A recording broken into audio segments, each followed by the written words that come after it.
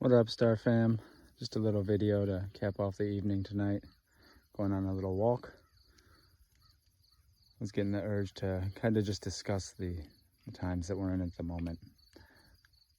You know, we got a lot of sensationalism on the televisions, on the news feeds, in the kind of mass consciousness all over all medias, particularly social medias. And it's been a very trying time for many. I'd say most, if not all, at this time.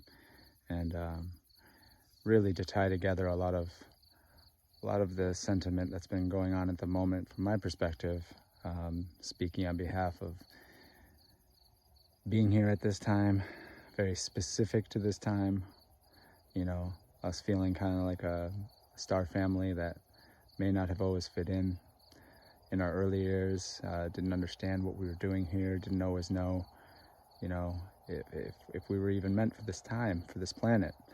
I know I certainly did. I felt like an alien to this entire thing growing up, you know, very much so did not feel connected. I felt like I was yearning for my home, and that home did not feel like it was Earth. But in the end, what really began to occur, and really since 2012, substantially, and then it hit hyperdrive starting in 2020, right around COVID, was a deep awakening, a profound series of dark nights of the soul, hero's journeys, whatever we need to refer to them as, but really huge opportunities to go through the healing process and alchemize our lives to, in the end, become something that made a lot more sense. I know certainly to myself, I feel better today than I felt my entire life. And it's happening at the same time as the world appears to be falling apart. And a lot of people around me, around you, around us may or may not be handling this time as well, depending on where they're at in terms of their personal journey, their consciousness, and just the general unfolding of it all. And so, you know, this message is really for the people that have done a tremendous amount of work in the last few years, whether that's in the last 2 to 4 years or in the last decade, transforming their lives, deciding they're going to start to eat better, deciding they're going to take care of their body, deciding they're going to be concerned with what they're putting in their bodies as well as in their minds and their consciousness. And that goes from food to media, news, and also friendships, relationships, people around us. I had a lot of connections. I had maybe too many connections for many years where I thought that, you know, I was on the same page as so many friends and we kind of shared similar politic or mindsets, only to watch that deeply corrode over the last 4 years, deeply.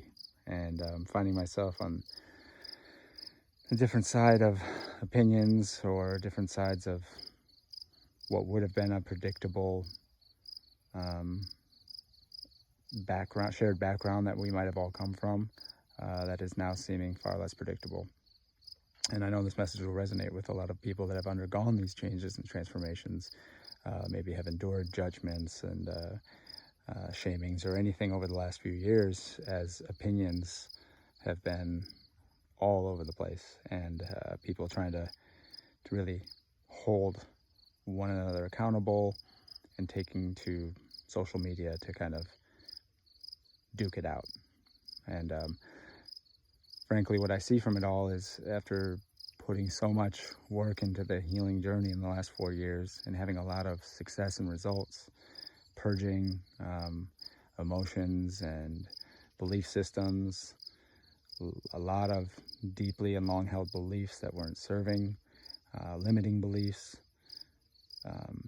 genuinely looking at them, facing them, becoming curious about them, yearning to understand them. This is kind of what made the journey begin, and also what made the journey successful in the end, which is that we all need to take an honest look at what we call our shadow, or what we call the places we're not so typically proud of. And so, I'm sure for a lot of you, you've heard these kind of things before, so I'm just going to kind of say it quickly and summarize so we can move forward rapidly. But yes, our ego, which by the way we need, it's healthy, a healthy amount that's going to run away from a tiger attack. We need it. However, the ego that we had active more recently was not representative of the true self. And that ego was in a lot of ways here to protect us.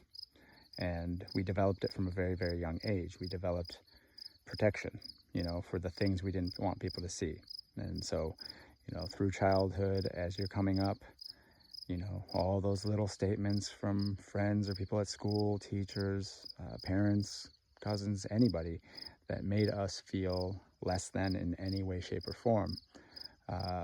Those are the things we didn't like how they felt. Those are the things we didn't wish to hear. And those are the things that also we consequently buried, typically under the surface. And that process was our ego not wanting to see, look at, or put any focus on those areas that we didn't feel particularly proud of. So we pushed them down. And that, where they end up living, is what we kind of refer to as the shadow. And we can go a very long time without looking at it. We can do many people use substances and all kinds of things to kind of numb and get away from and turn a blind eye to, as if we're kind of out here somehow getting beyond it through those devices. However, it all catches up, and I know for many of us, I'm sure I don't just speak for myself, it caught up to me, it caught up to you, I'm sure, and it caused us to take a deeper look and say, look, I don't like how I feel, I don't like my limiting beliefs. I now realize that we've all heard this, but the subconscious programming that's in far more control of my life than I ever realized. The amount of tens of thousands of thoughts we have every single day, of which many are on repeat. We've heard this. The subconscious programming is actually in control. And there's very little that we are consciously doing in every waking day that's actually going to transform our position in life. And so everybody wants change, but they're not necessarily willing to change, because it turns out that process is not as easy as a new outfit or a new kind of a regimen at the gym.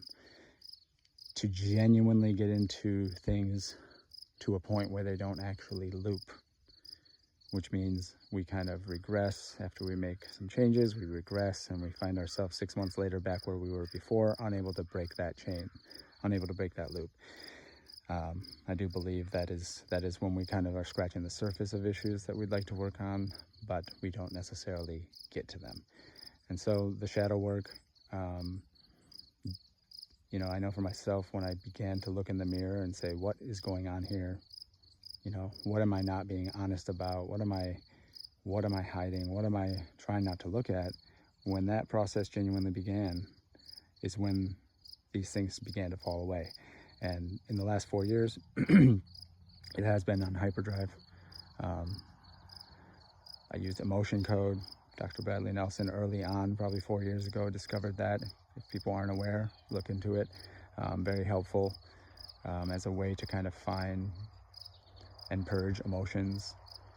A lot of times these emotions lodge themselves physically in our body, kind of become source of disease or dis-ease, as we've heard. And indeed it's true. I mean, so many things we can find kind of the source of that ailment through some of the muscle testing, through many means, which I'm not going to go into at this moment. But if you are interested in it, there is more than enough information out there to find it.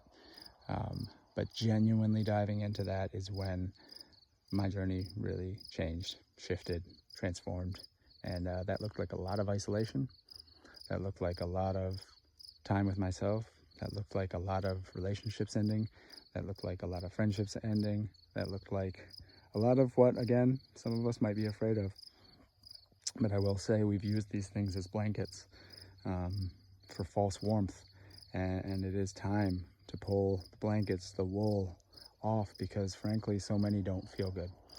And so to bring this back to the topic of the current events and where we are in this world today, it's true. I am feeling better than ever. I am understanding my purpose better. I am looking at this world through, I wouldn't say rose-colored glasses, but I see what's happening, why it's happening, and what I can actually do. And what I can actually do isn't what I used to think it was. I don't think it's arguing and fighting online. I don't think it's yelling at people and shaming them. I don't think it's, holding people accountable for this, that, and the other thing. I think we're watching karma. We're watching lifetimes playing out here. We're watching something that began very long time ago, kind of just unfolding, unearthing itself. So a lot of this has to do with acceptance, letting go, understanding that we're watching something. This isn't the beginning of something. It's probably more likely the end. Kind of when the Band-Aid comes off and it hurts and it's ugly. It's not indicative of this moment reflecting those things, but rather that those have been under the surface, much like our shadow, like all the things that we've been hiding in our subconscious that we didn't want to look at. It's the same thing on the world plane, and the current events and everything happening on the news and the wars and everything. It's the same process where the things that were in the dark are now coming to the surface to be seen and to be genuinely dealt with and purged. And that process is ugly globally, and it is ugly personally. However, it is a beautiful process that really brings you to where you want to be. And to all my people out there that aren't feeling good yet, or that are in the middle of this journey, a journey that never ends, by the way. I'm on it too, but it is time for those of us who have, not felt at home here in the past, to try to alchemize everything in our life towards what's happening now and provide resource and help and assistance for what's happening now. Because all these things we've been doing can help other people who have not begun the journey yet. And as I said at the beginning, I felt alien when I was my first, all the way through the teenage years and well into my 20s, if not into 30s, where I felt like I didn't belong here. And I'm surprised and proud to say I no longer feel that way. I deeply feel connected to this planet. I feel of the earth, of great spirit out here. Just look around. It's pretty clear the beauty and the bounty. And I just didn't understand where I was in that process for the first couple decades. And now it all makes perfect and clear sense. We went through these things, that alienation, those feelings, so that we would go through a lot of this alchemical work earlier, preparing ourselves for the time that's unfolding on Earth now. And so if there's anybody out there that's feeling that they have also done the work or are on this journey and have a little bit of assistance, help, or a shoulder to use for others, this is the time, because we're not going to convince our friends or the people from our past to stop arguing, stop fighting. We're not going to give them a viewpoint where they're going to suddenly see it and believe it. This process is going to be the same for everybody. They are going to have to look within. And what we're seeing is constant projection. People are trying to hold each other accountable. If you notice, everything is an externalized, projected, finger pointing blame, that if only those people didn't do that thing, things would be okay. And we all know that is not indeed what's happening. And until I started to look at myself, did I realize that my pitcher was empty. And I thought I was out here filling cups up. And I wondered why over the years. I wanted so deeply to fill people's cups up and help, and I was just unable to. It just kept looping and cycling, and it was me in the end that just wasn't feeling well, and things weren't working out. And it took a long time to realize that my pitcher was indeed empty. When I started the journey, that my foundation was built on sand, and that I was out here trying to give people advice on how to construct something. And so, allow the house to be demolished. Allow things to be broken down to the studs and start the slow process of rebuilding. It's a genuine, heartfelt, personal journey, and it's very rewarding. And once you rebuild that foundation, rebuild that structure, suddenly you realize we stand on the shoulders of giants and everybody that came before us. And I can be a part of this planet, a part of what's happening, supported by spirit deeply, profoundly, in ways I never understood before. I was too stuck in the pain. I was too stuck in the trauma. We all have it. We all have the pain and trauma. But if there are people out there that can assist people through that as they go through their dark nights of the soul and as they go through their awakening, which is going to be happening, and truly, you will find that everything that you've been through and all the work you've done is going to be very valuable moving forward, and that is probably a lot of the scope of our work and our purpose here on this planet, was to be here at this time, be here through humanity's awakening, be here through the ascension of the planet, be here through these changes. We knew it was going to be like this. We signed up for it. We wanted front row seats, and frankly, it's an honor to be here. And it took a long time for me to understand that that's indeed what the case was. So I'm so grateful for being here. I'm so grateful for you listening. I feel so connected to you guys and understand and know that we're in this together. So this was just a little shout out to anybody else feeling like, a little ambivalent about what's happening in this moment, in this time, and to remind you that it's time. It's finally arrived, and there's nothing more you need to do. You just need to sit back and let it happen through you, with you. It's all for you. Nothing happens to you. It's all for you, for me, for us.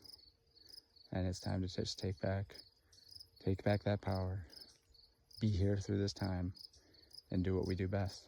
Love on each other, show people the way, help guide, lead with heart-centered empathy and compassion, and know that the opinions and the anger and the fighting isn't our path, and it will all deconstruct. And we've opened our hearts up to something far greater. So I thank you, Soul Fam, Star Fam. Truly love you. Blessed, and I'll see you in the next video.